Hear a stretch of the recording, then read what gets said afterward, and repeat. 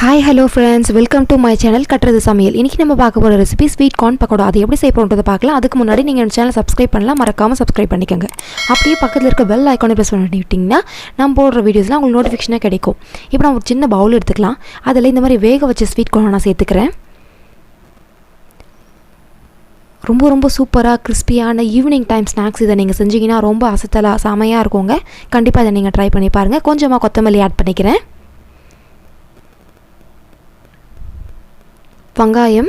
ஒரு வெங்காயம் நல்லா பொடியாக நறுக்கி எடுத்துருக்கேன், அதையும் இதில் சேர்த்துக்கலாம்.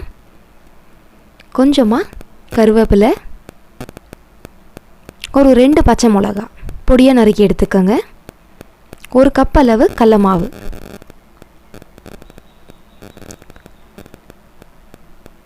கார்ன்ஃப்ளவர் ஒரு 2லேருந்து 3 டேபிள் ஸ்பூன் எடுத்துக்கலாம்.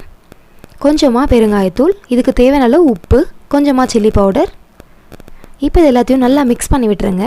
அதில் இருக்கிற தண்ணியிலேயே இதை நீங்கள் ஃபஸ்ட்டு மிக்ஸ் பண்ணி எடுத்துக்கோங்க.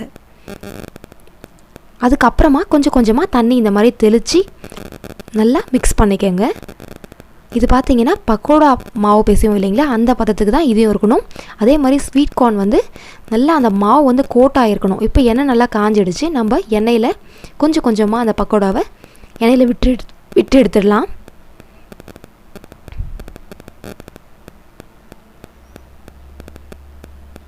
சூப்பரான ஈவினிங் டைம் ஸ்நாக்ஸுங்க. நீங்களும் ட்ரை பண்ணி பாருங்கள், உங்கள் வீட்டில் எல்லாருக்குமே பிடிக்கும். இப்போ நம்ம கொஞ்சமாக அப்படியே லைட்டாக திருப்பி விட்டுடலாம்.